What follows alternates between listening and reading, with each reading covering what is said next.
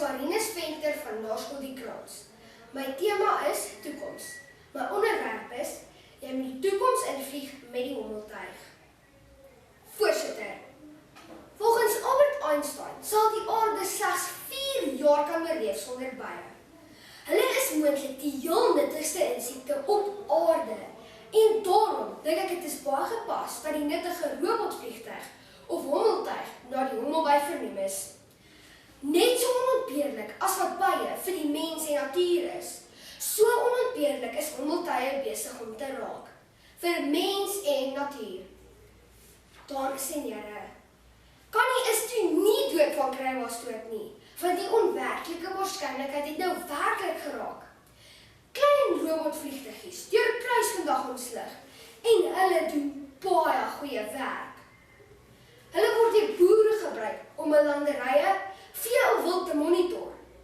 Argitekte en landmeters gebruik dit om hul boupersele te inspekteer. En ongelooflike natuurfoto's word deur hommeltuie geneem. En strande word gemonitor om vaaie of deesdae eerder straatlakkers te bespied. En dit is maar nog net die oortjies van die seekoei. Hommeltuie verleng ook die langarm van die gereg. Dit beskerm ons bedreigde spesies en verminder ons koolstofvoetspoor op aarde. Eerstens, lewe ons in 'n land van roof en moord. Die polisie kan die saak nie meer alleen beredder nie en span nou hommeltegnologie in om meer boewe vas te trek. Die artikel, hommeltuig help om kriminele te vang, verskyn in die Beeldkoerant van 11 Januarie 2019. Hier sê polisiebeampte Joseph Renaud dat die doeltreffende werking van 'n hommeltuig die held in hierdie verhaal was. Die kriminele het weggekruip waar geen mens hulle sal uitsnaffel nie, maar 'n hommeltuig het slegs 'n paar minute geneem om 'n stok in hul speke te druk. Ek is 'n lid van die Pretoria Hommeltuigklub en daar sê hulle dat teeninsurgensie hommeltuig word toegerus met kunsmatige intelligensie. Infrarooi kameras wat hitteaftastings doen om kriminele wat wegkruip op te spoor. En natuurlik videokameras wat die beeld direk na die polisie stroom. 'n Hommeltuig kan 'n misdaadtoneel identifiseer op 'n hoogte van 400 meter. Geluidloos naderkruip tot op 30 meter. En dan akkurate koördinate stuur sodat die polisie kan toeslaan. Ek het sommer baie meer hoop vir ons land, want met die help van 'n hommeltuig of 10 sal my vir die goud die binnekant van 'n tronk sien. Tweedens word die hommeltuig nou die wildbewaarder. Tegnologiese oë wat data op 'n rekenaartablet aan veldwagters beskikbaar maak, verkort die reaksietyd van helikopters en veldwagters. Sodoende loop renosterstropers hul rieme styf in die jaktrap. Meneer Grant Bodley, uitvoerende hoofbestuurder van Dimension Data, gee sy mening in die artikel. Tegnologie ingespan om renosterstropers vas te trek, van die Lavelder Koerant van 19 April 2019. Ek hou aan. Gewoonlik strook wat in die bos aangaan en tegnologie nie met mekaar nie. Maar ons het juist 'n oplossing daarvoor.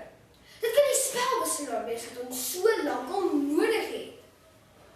Ek glo, ons stryd teen renosterstropers is nog lank nie gewen nie.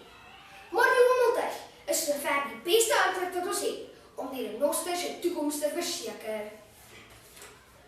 Laastens is die hommeltuig baie meer groen as enige ander vervoermiddel. Moderne voertuie versmoor moeder aarde met hul skadelike gasse. Uitlaatgasse is verantwoordelik vir omtrent die helfte van die wêreld se vervoerverwante koolstofdioksiedvrystelling.